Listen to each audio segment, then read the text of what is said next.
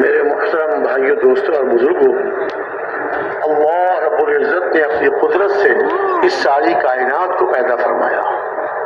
جتنی مخلوقات ہم کو نظر آ رہی ہے یا جتنی مخلوقات نظر نہیں آ رہی، سب کے پیدا کرنے والے ایک اللہ ہے۔ سب کے پیدا کرنے والے ایک اللہ ہے۔ انسانوں کو بھی اللہ ہی نے پیدا فرمایا، جانوروں کو بھی اللہ نے پیدا فرمایا، اور یہ بڑی بڑی مخلوقات، یہ بڑے بڑے آسمان، زمین، یہ پہاڑ، دنیا کی ہر مخلوق اللہ اس کو پیدا کرنے والے، اور اللہ اپنی قدرت سے پیدا فرما رہے ہیں، اور ایسے ہی اللہ تعالیٰ اپنی قدرت سے ان کو چلا رہے ہیں۔ ہر مخلوق کو اپنی قدرت سے چلا رہے ہیں، نفع والی چیزوں سے نفع اور نقصان والی چیزوں سے نقصان، یہ سب اللہ کے حکم سے۔ اللہ چاہے تو نفع والی چیز سے نقصان، اور اللہ چاہے تو نقصان والی چیز سے نفع، یہ سب کچھ ایک اللہ کے ہاتھ ہے۔ اور اللہ تعالیٰ نے انسانوں میں مردوں کو پیدا فرمایا، عورتوں کو پیدا فرمایا۔ ہمارے ابا جان حضرت آدم علیہ نبینا و علیہ السلام کو اللہ تعالیٰ نے صرف اور صرف اپنے امر کن سے پیدا فرمایا، بغیر ماں اور بغیر ماں باپ کے پیدا فرمایا۔ اور یہاں سے پہلے کھڑی بات نہیں، حضرت عیسیٰ علیہ السلام کو اللہ تعالیٰ نے بغیر باپ کے پیدا فرمایا، اور ہماری اما جان حضرت حوا علیہ السلام کو اللہ تعالیٰ نے بغیر ماں کے پیدا فرمایا۔ حضرت آدم علیہ السلام کی بائیں پسلی سے اللہ تعالیٰ نے حضرت آدم علیہ السلام کو پیدا فرمایا۔ بڑی قدرت والے ہیں۔ حضرت آدم علیہ السلام کو بغیر ماں باپ کے، حضرت حوا علیہ السلام کو بغیر باپ کے، بغیر ماں کے، اور حضرت عیسیٰ علیہ السلام کو بغیر باپ کے، اور سارے انسانوں کو ماں باپ کے ذریعے پیدا فرمایا۔ یہ اللہ پیدا فرمانے والے ہیں، اللہ اپنی قدرت سے پیدا فرماتے ہیں۔ گندے پانی کے قطرے سے اللہ تعالیٰ اتنے خوبصورت انسان کو اپنی قدرت سے پیدا فرماتے ہیں۔ 3 اندھیریوں میں فی ظلمات ثلاث، آدمی انسان جو ہے کوئی چیز بناتا ہے تو تیز روشنی، یہ سونار جو ہوتے ہیں سونے کی چیز بناتے ہیں تو اپنے جہاں بناتے ہیں وہاں تیز روشنی ہوتی ہے۔ کپڑے والے کارخانوں میں جہاں کپڑا بنتا ہے وہاں تیز روشنی لگی ہوتی ہے مشین کے اوپر۔ تو انسان تو کمزور ہے، ہر چیز جو بناتا ہے تیز روشنی کے اندر۔ اللہ رب العزت اپنی قدرت میں کامل ہے، اپنی قدرت میں کامل ہے۔ اس خوبصورت انسان کو 3 اندھیریوں کے اندر، ماں کا پیٹ، اس کے بعد رحم، اور اس کے بعد وہ جھلی جس کے اندر وہ بچہ لپٹا ہوا ہوتا ہے، اللہ کی قدرت سے اس کی آنکھیں، اس کے کان، اس کی زبان، اس کے باریک باریک ہونٹ، اور چھوٹی چھوٹی انگلیاں، جتنی بڑی ہماری انگلی ہوتی ہے اتنا بڑا اس کا پورا ہاتھ ہوتا ہے۔ اللہ تعالیٰ اپنی قدرت سے ان 3 اندھیریوں کے اندر پیدا فرماتے ہیں۔ 4 مہینے کے بعد جب اللہ تعالیٰ جسم بچے کا مکمل ہو جاتا ہے، اللہ تعالیٰ ایک فرشتوں کو بھیجتے ہیں جو اس معصوم بچے کے اندر جو 3 اندھیریوں کے اندر ہے وہ اس کے اندر جان ڈال دیتے ہیں۔ نہ باپ کو پتا نہ ماں کو پتا کب وہ فرشتے آئے اور کب روح ڈالتے ہیں۔ جب بچہ پیٹ کے اندر ہلتا ہے، ہاتھ پاؤں چلاتا ہے، تو ماں کو پتہ چلتا ہے کہ وہ اچھا جو میرے پیٹ میں بچہ ہے اس کے اندر اللہ نے روح ڈال دی ہے۔ تو اللہ تعالیٰ اپنی قدرت سے پیدا فرماتے ہیں، اور اس انسان کو اللہ تعالیٰ نے ساری کائنات کا خلاصہ بنایا۔ اس انسان پر اللہ تعالیٰ ساری دنیا کو چلاتے ہیں۔ اس کے عمل اچھے ہوتے ہیں، ایمان والا ہوتا ہے، اللہ تعالیٰ سارے حالات کو ٹھیک کرتے ہیں۔ اگر اس کے عمل بگڑ جاتے ہیں اور ایمان نہ ہو یا ایمان ہو تو عمل بگڑے ہوئے ہوں، اللہ تعالیٰ حالات کو بگاڑتا ہے۔ حالات کا بننا، حالات کا بگڑنا، یہ صرف اور صرف انسانوں کے اعمال پر ہوتا ہے۔ حالات کا بننا، حالات کا بگڑنا صرف اور صرف انسانوں کے اعمال پر ہوتا ہے۔ مردوں کے اعمال، عورتوں کے اعمال، اس پر اللہ کے فیصلے ہوتے ہیں۔ جیسے مردوں کی طرف سے اللہ تعالیٰ کے احکامات ہیں، ایسے عورتوں کے لیے بھی اللہ کے احکامات ہیں عام طور سے، اور جو عام احکامات ہیں وہ تو مردوں کے لیے عورتوں کے لیے ایک ہے۔ چند احکامات ہیں جن میں فرق ہے۔ 5 نمازیں مردوں کے لیے بھی فرض، 5 نمازیں عورتوں کے لیے بھی فرض، 29 दिन 30 दिन 1 महीने के साल में रोजे, ये मर्दों के लिए भी फर्ज, मस्तूरात के लिए भी फर्ज। जितने माल पर ज़कात फर्ज होती है वो मर्दों पर भी होती है, औरतों पर भी होती है। अगर और मर्दों के पास माल है जी अपनी जरूरत से जायद और वो माल बढ़ने वाला है और 1 साल उससे गुजर जाए, जरूरत असलियत से हवाइज असलियत से जायद है, उस पर ज़कात फर्ज हो जाती है। ऐसी ही मस्तूरात के पास अगर पहनने का जेवर है और जो जरूरत की चीजें हैं उनसे जायद सामान है, जायद माल है और उसके साल गुजर जाए तो उस पर ज़कात फर्ज, उन पर ज़कात फर्ज हो जाती है। मर्दों पर भी ज़कात फर्ज, औरतों पर भी ज़कात फर्ज। ऐसे ही जब रमजान के बाद ईद आती है तो ईद पे सदका फितर वाजिब होता है, मर्दों पर भी होता है, मस्तूरात पर भी होता है। अक्सर अहकामात में तो मर्द औरतें बराबर हैं, चंद अहकामात हैं जिनमें फर्क है। बहरहाल अल्लाह ताला ने अपने अहकामात मर्दों के लिए भी उतारे, औरतों के लिए भी उतारे। और इसी तरह जिस तरह अपने अहकामात का मुकल्लफ मर्दों को बनाया, अपने अहकामात का मुकल्लफ औरतों को बनाया, ऐसे ही अपने दीन को जिंदा करने की मेहनत मर्दों के लिए भी जरूरी, औरतों के लिए भी जरूरी। हुजूर अकरम सल्लल्लाहु अलैहि वसल्लम के जमाने में जिस तरह मर्द मेहनत करते थे दावत की मेहनत, इसी तरह मस्तूरात भी दावत की मेहनत करती थी।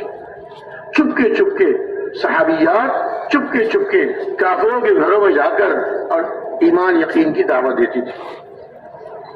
हज़रत उम्मे शरीक जाना का किस्सा मशहूर है कि चुपके घरों में जाकर औरतों को दावत दिया करती थी। औरतें उनकी बातें सुन के मुतासिर होती थी, ईमान यकीन की बात, अमाल की बात। शाम को जब उनके मर्द आते थे वो देखते थे कि हमारी औरतें तो अजीब बातें कर रही हैं, ये तो वो बातें कर रही हैं जो हज़रत मोहम्मद सल्लल्लाहु अलैहि वसल्लम बातें करते हैं। ये कौन हमारे पीछे, हम अपने कामों पे निकल जाते हैं, हमारे पीछे कौन आता है ये हमारी औरतों को खराब करता है। नाऊज़ बिल्लाह। वो ये कहते थे जो मोहम्मद सल्लल्लाहु अलैहि वसल्लम की बात करते हैं वो गलत बात करता है, वो बेदीन हो जाता है। साबी कहा करते थे उसको, जो हुजूर की बात को कबूल कर लेता, ईमान कबूल कर लेता, उसको साबी कहा करते थे।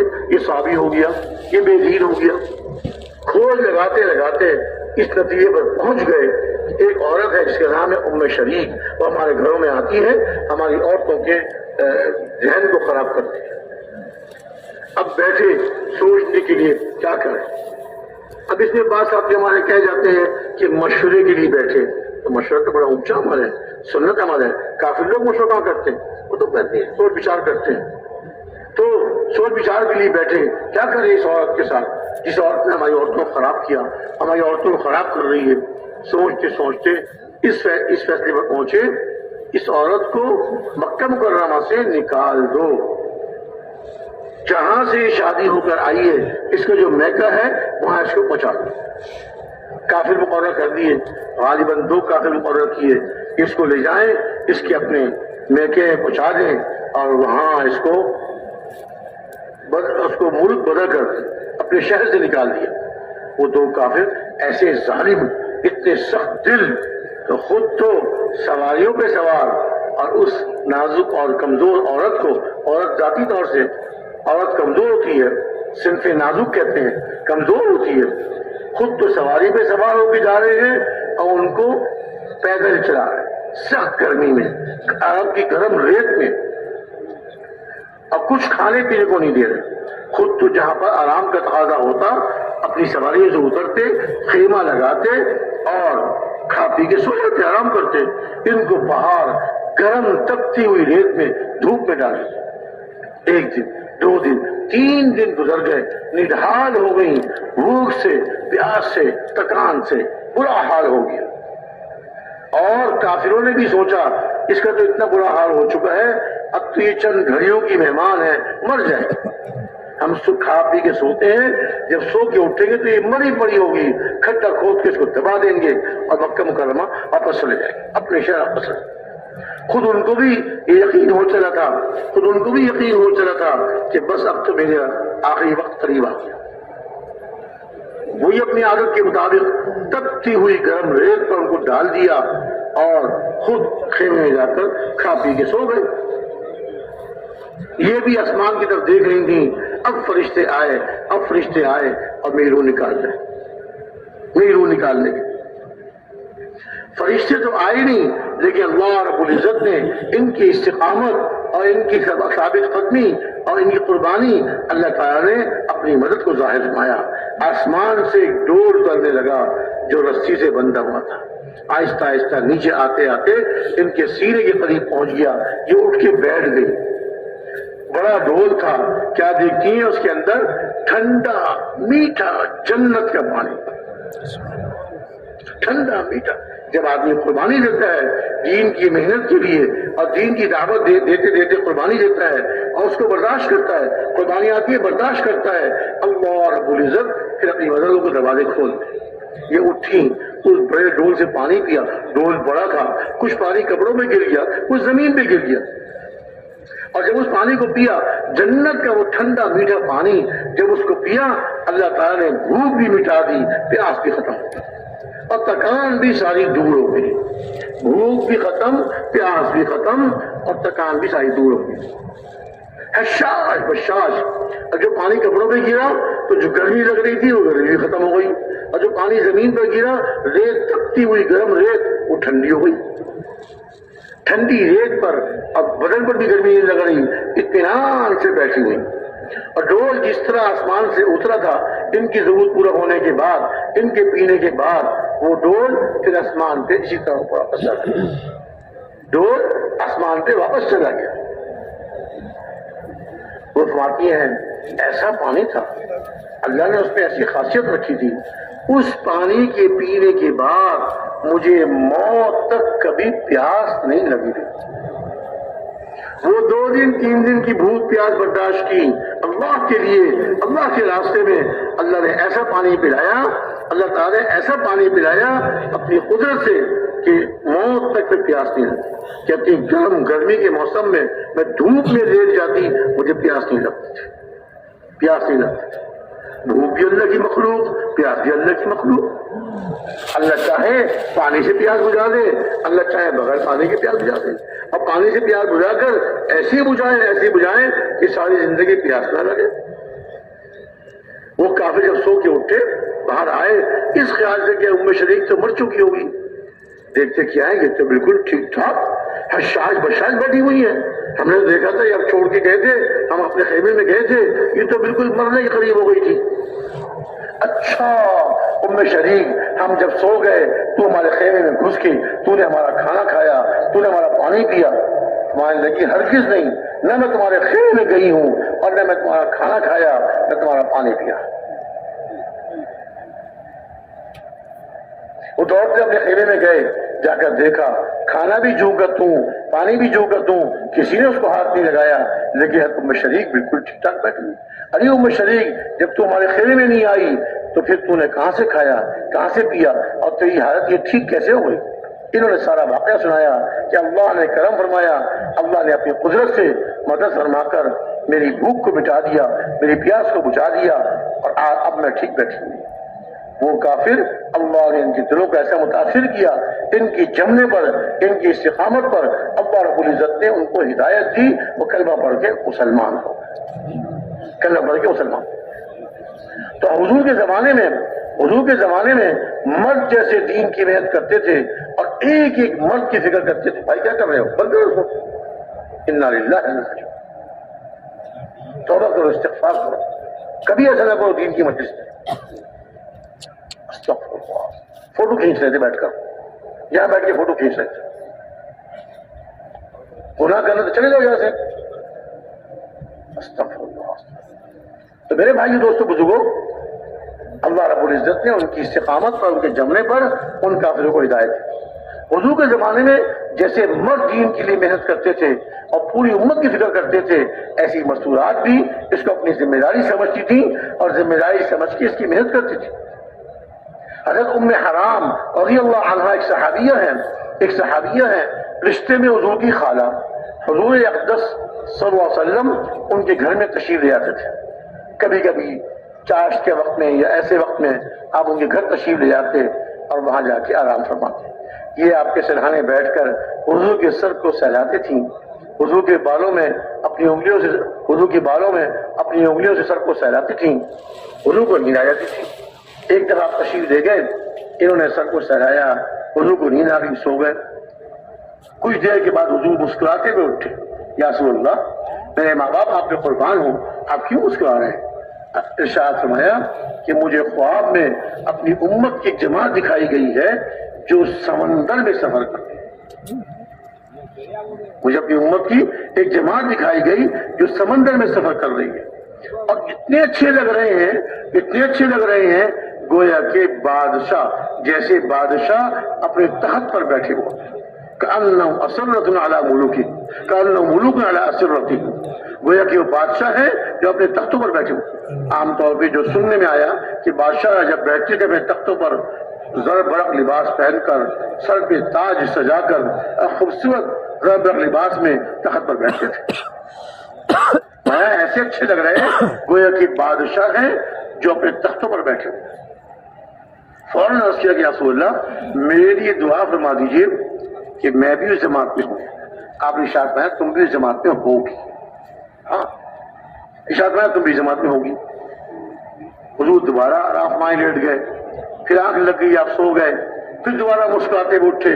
آپ نے پوچھا یا رسول اللہ میرے ماں باپ آپ پہ قربان ہوں، آپ کیوں مسکرا رہے ہیں؟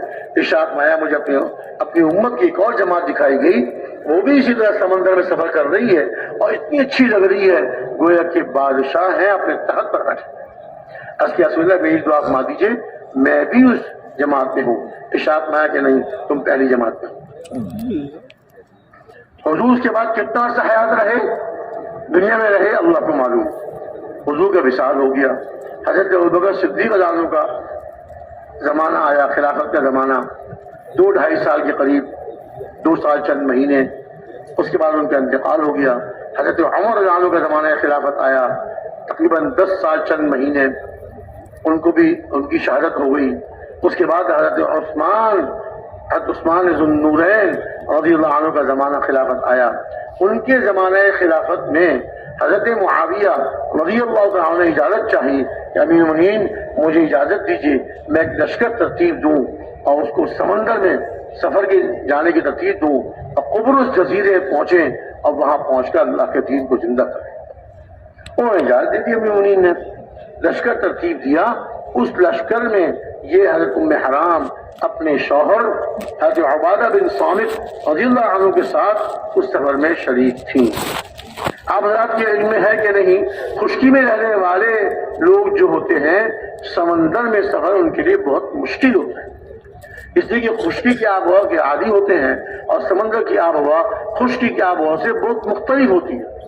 خشکی میں رہنے والے جب سمندر میں سفر کرتے ہیں تو ان کو بہت سخت تکلیف ہوتی ہے، سر میں چکر آتے ہیں، سر میں درد ہوتا ہے، قے اور مکڑی ہوتی ہے، کھانے کو دل نہیں چاہتا، 2-3 دن بہت مشقت کے ساتھ۔ اس کے بعد آہستہ آہستہ ان کا جسم سمندری آب و ہوا کا عادی ہو جاتا ہے، پھر وہ تکلیفیں آہستہ آہستہ ختم ہو جاتی ہیں۔ اور یہ تو اس وقت کی بات ہے، ہمارے بڑے جو پانی کے جہاز سے حج کے لیے گئے وہ سنایا کرتے تھے کہ اتنی مشقت ہوئی، یوں ہوا وہ ہوا۔ اب تو اس زمانے میں جبکہ بڑے بڑے محفوظ جہاز، اور اس زمانے میں تو بادی کشتیاں ہوتی تھی پردوں والی، ہوا اگر موافق چلتی تو کشتی اپنے رخ پر چلتی تھی، اگر ہوا مخالف چلتی تو کشتی بھی منزل سے دور ہوتی چلی جاتی۔ اس میں سفر تو اور زیادہ خطرناک اور بہت زیادہ مشکل، لیکن وہ صحابیہ ایسے ان کے اندر امت کی فکر اور امت کا غم کے باوجود ہے کہ سمندر کا سفر مشکل سفر حضور سے دعا کروا رہی ہیں، یا رسول اللہ میری دعا فرما دیجیے کہ میں بھی اس جماعت میں ہوں، جماعت آپ کو بہت اچھی لگ رہی ہے۔ عثمان غنی رضی اللہ عنہ کے خلافت کے زمانے میں حضرت معاویہ لشکر ترتیب دیا اور کشتیوں میں سفر کیا انہوں نے اور قبرص جزیرے پہنچے۔ وہاں پر یہ ام حرام اپنے شوہر حضرت عبادہ بن صامت رضی اللہ عنہ کے ساتھ یہ بھی اس جزیرے میں تھی، گئی وہاں پر۔ وہاں اللہ تعالیٰ نے خبر فرمایا کہ وہاں کے لوگوں نے کلمہ تو نہیں پڑھا لیکن لڑائی کے لیے بھی نہیں آئے اور کہا کہ ہم صلح کر لیں۔ صلح پہ تیار ہو گئے، ان سے صلح ہو گئی اور صحابہ نے وہاں ترتیب دی، اپنے صحابہ کو مقرر فرمایا انتظامات کے لیے، حکومت پر مقرر فرمایا۔ اور اس کے بعد جب وہاں سے واپس آ رہے تھے تو سمندر کی طرف جا رہے تھے، وہاں کشتیاں کھڑی ہوئی ہیں، یہاں کا کام پورا ہو گیا، اب واپس جاتے ہیں، عرب پہنچتے ہیں، اپنے مدینہ منورہ پہنچتے ہیں، تو حضرت ام حرام اپنے خچر پہ سوار ہونے لگیں تو خچر بچ گیا اور یہ اپنے خچر سے گر گئیں، ان کی گردن کی ہڈی ٹوٹ گئی اور یہ اللہ کے راستے میں شہید ہو گئی، شہیدۃ فی الاسلام، اسلام میں شہید ہو گئی، اور وہاں قبرص جزیرے میں ان کی قبر بن گئی۔ ایک دم یہاں رائیول میں مرکز میں یہی کارگزاری سنائی، حضرت ام حرام کا واقعہ سنایا، تو بیان کے بعد ایک صاحب میرے پاس آئے، کہنے مولوی صاحب آپ نے جو قصہ سنایا، میں نے کون سا بھائی؟ کہنے حضرت ام حرام کا۔ میں نے کہا ہاں۔ کہنے لگے ہم اس کے قریب گئے تھے، پھر قبرص جزیرے میں ہی چلے گئے دعوت دینے کے لیے، ہم نے ان کی قبر اپنی آنکھوں سے دیکھی، آج تک 1400 سال سے زیادہ گزر چکے ہیں اور ان کی قبر آج تک محفوظ ہے، اور ان کی قبر سرہانے ایک بڑا کتبہ لگا ہوا ہے جس پہ لکھا ہوا ہے ھذا قبر امرأۃ صالحہ، ھذا قبر امرأۃ صالحہ ام حرام، یہ ایک نیک عورت جن کا نام ام حرام ہے، یہ ان کی قبر ہے۔ اور اس میں سارا واقعہ کہ حضور اس طرح آرام فرمایا، اٹھے، انہوں نے دعا کی درخواست کی، حضور ارشاد فرمایا تم جماعت میں ہوں۔ تو چونکہ پہلے سفر میں قبرص جزیرے میں ان کی شہادت ہو گئی، وہیں مدفون ہو گئی، اب جو دوسری جماعت نکلی اس وقت یہ دنیا ہی میں نہیں تھی، حضور ارشاد فرمایا کہ نہیں تم پہلی جماعت میں۔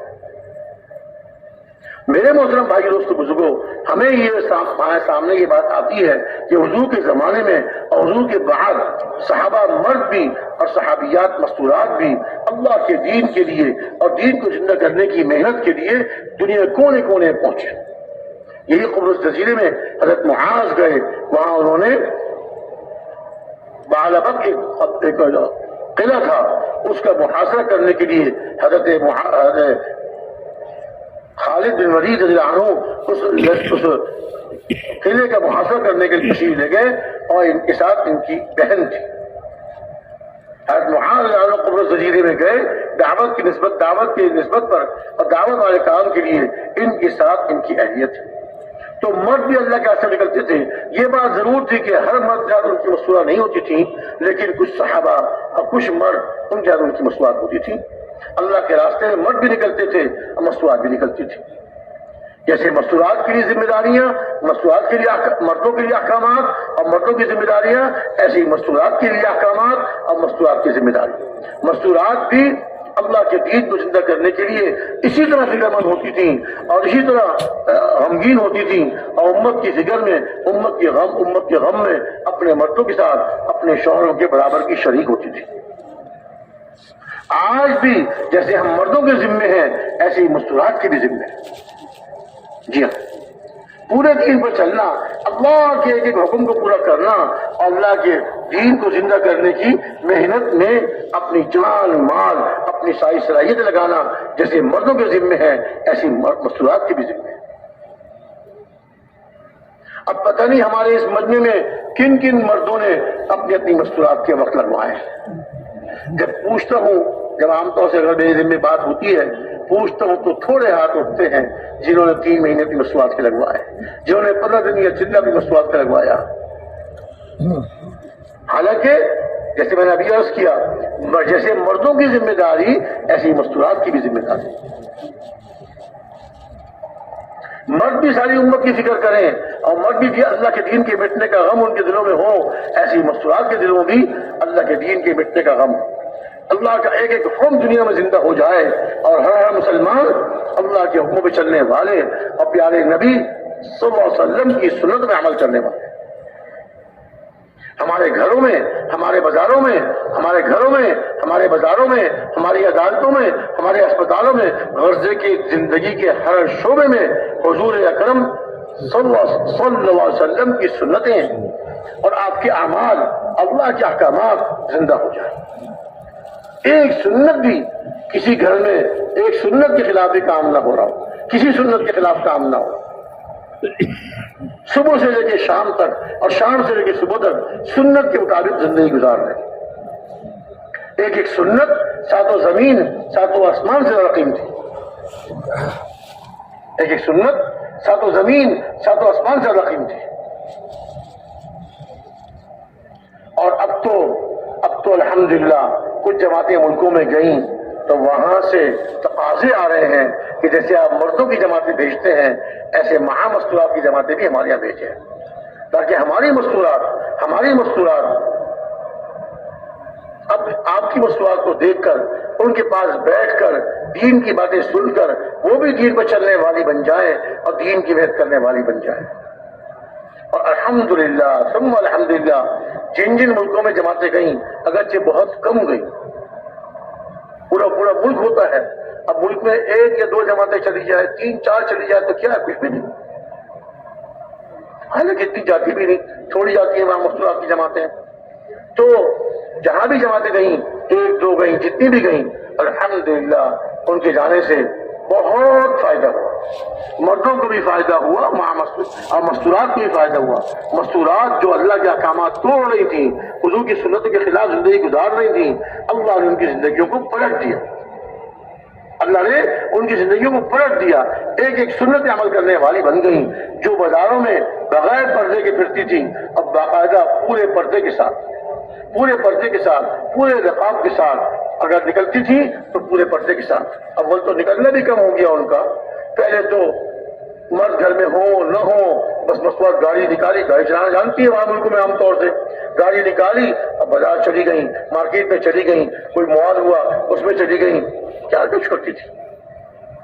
جب اللہ تعالیٰ نے ہدایت دی اور دین پہ چلنے کا شوق پیدا ہوا، سنت والی زندگی اپنانے کا شوق پیدا ہوا، تو الحمدللہ گھروں میں رہ کے بچوں کی دینی تربیت اور جو ہے پردے کا اہتمام، اعمال کا اہتمام، نمازوں کا اہتمام، زندگیاں بدل گئی ان کی۔ اب دیکھیے نا کیا وشات مایا، اگر اے علی اگر تیرے ذریعے سے ایک آدمی کو بھی ہدایت مل جائے، لَأَن يَهْدِيَ اللَّهُ بِكَ رَجُلًا وَاحِدًا خَيْرٌ لَكَ مِنْ حُمُرِ النَّعَمِ أو كما قال عیسیٰ، اور فی روایت اخرى خَيْرٌ مِمَّا طَلَعَتْ عَلَيْهِ الشَّمْسُ۔ اے علی اگر تمہارے ذریعے سے ایک آدمی کو ہدایت مل جائے تو یہ تمہارے لیے سرخ اونٹوں سے بہتر ہے۔ سرخ اونٹ اس زمانے کا سب سے قیمتی مال ہوتا تھا، اور دوسری بات یہ ہے کہ تمہارے لیے ان تمام چیزوں سے بہتر ہے، ان سب چیزوں سے بہتر ہے جن پر سورج طلوع ہوتا ہے، یعنی ساری دنیا سے بہتر ہے ایک آدمی کو ہدایت کا مل جانا۔ اب وہاں مسواک کی جماعتیں جائیں اور وہاں جا کر مرد بھی مسجد کے عادی بن جائیں اور مرد بھی نیک اعمال کرنے والے بن جائیں، اور مستورات بھی اپنے گھروں میں رہ کر اپنے بچوں کی دین کی تربیت، اپنے بچوں کو سنت کے مطابق ان کی زندگی بنانا اور ان کی سنت کے مطابق ان کی تربیت کرنا، اور ان کے گھروں میں دین کا ماحول، دعوت کا ماحول، اعمال کا ماحول، کتنی بڑی فضیلت ہے اور کتنا بڑا کام ہو گیا۔ اور ایک دو نہیں، پتہ نہیں کتنے گھروں میں ایسے اعمال شروع ہو جاتے ہیں۔ تو جیسے مردوں کا نکلنا ضروری ملک کے اندر بھی اور ملک سے باہر بھی، ایسی مستورات کے ساتھ مردوں کا اپنی مستورات کو لے کے اللہ کے راستے میں جانا یہ بھی انتہائی ضروری ہے۔ ہمارے علماء، ہمارے ملک کے علماء، بڑے بڑے علماء مشائخ شروع میں تبلیغی کام کے لیے مستورات کے نکلنے کو جائز نہیں سمجھتے تھے، جائز نہیں سمجھتے تھے، لیکن بس مرد کام کریں، مرد نکلے، جماعتوں میں جائیں، مسجدوں ٹھہرے، عورتیں کیسے کام کریں گی، عورتیں کہاں ٹھہریں گی، عورتیں مسجدوں جائیں گی، پتہ نہیں کیا کیا اشاعت فرماتے تھے وہ، ان کے سامنے تفسیر نہیں تھی کام کی۔ لیکن جب علماء میں سے بعض خود تشریف لے گئے اور بعضوں نے تفصیلی حالات سنے، مستورات کام کی تفسیر سنی، تو اب ان علماء نے فرمایا کہ اب میں اس پر ہوں کہ مستورات کے لیے اللہ کے راستے میں نکلنا از بس ضروری ہے۔ جیسے وہ منع فرماتے تھے اب اس پر آ گئے کہ مستورات کے لیے بھی اللہ کے راستے میں نکلنا از بس ضروری ہے۔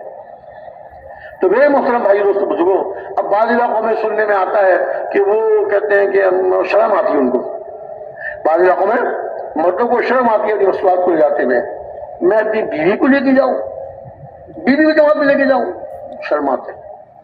حالانکہ میں عرض کیا کرتا ہوں کہ دیکھیں بھائی، اگر میری بیوی بیمار ہو جائے، میری بیوی اگر بیمار ہو جائے، میں اس کو ڈاکٹر کے پاس لے کے جاتا ہوں، کبھی لے کے جاتا، لے کے جاتا ہوں، ڈاکٹر نے معائنہ کیا، ڈاکٹر ہے یا ڈاکٹر نہیں ہے، اس نے کہا میرا خیال ہے اس کا مرض ذرا بڑا ہے یا پیچیدہ ہے، اس کو شہر کے اسپتال میں لے جاؤ۔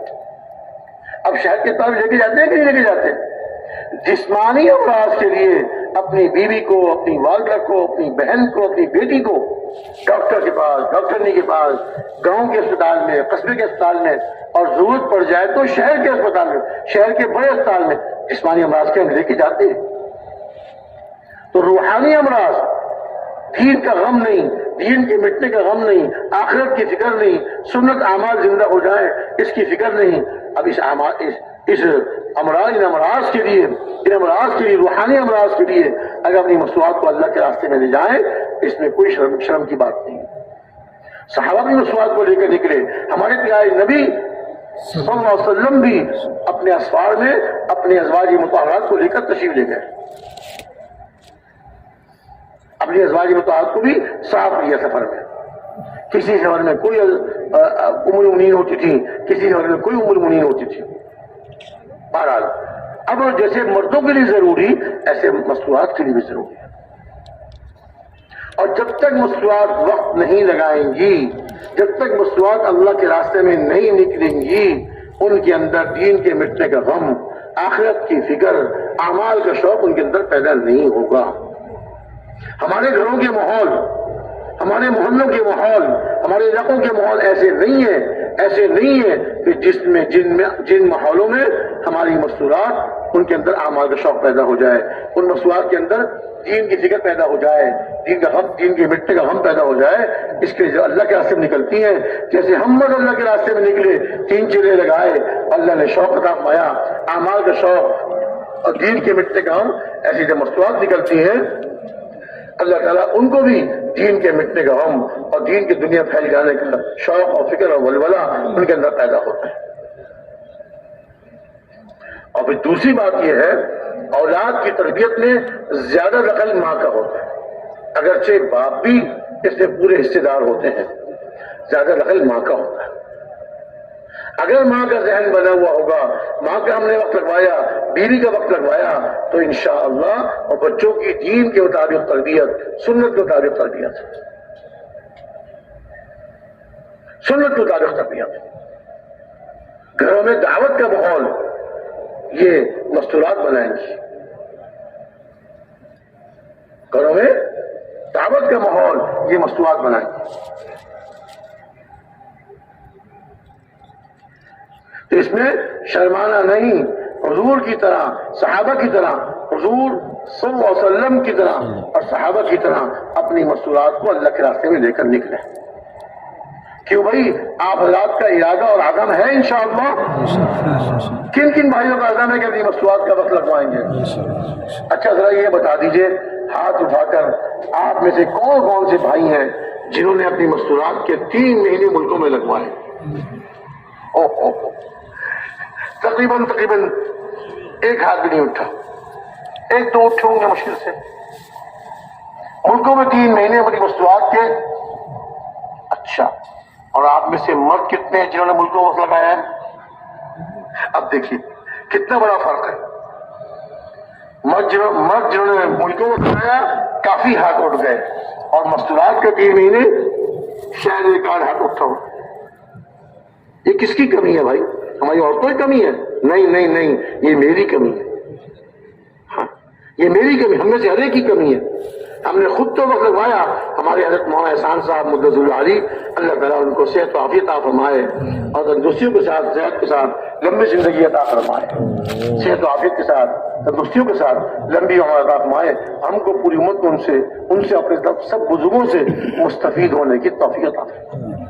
وہ مایا کرتے تھے کہ ہم تبلیغ والے مرد تو تبلیغ کے آسمانوں پہ اڑتے، ہم تبلیغ کے مرد جو ہیں وہ تو تبلیغ کے آسمانوں میں اڑتے ہیں، اور اپنی مستورات کو زمین پر بھی نہیں چڑھاتے،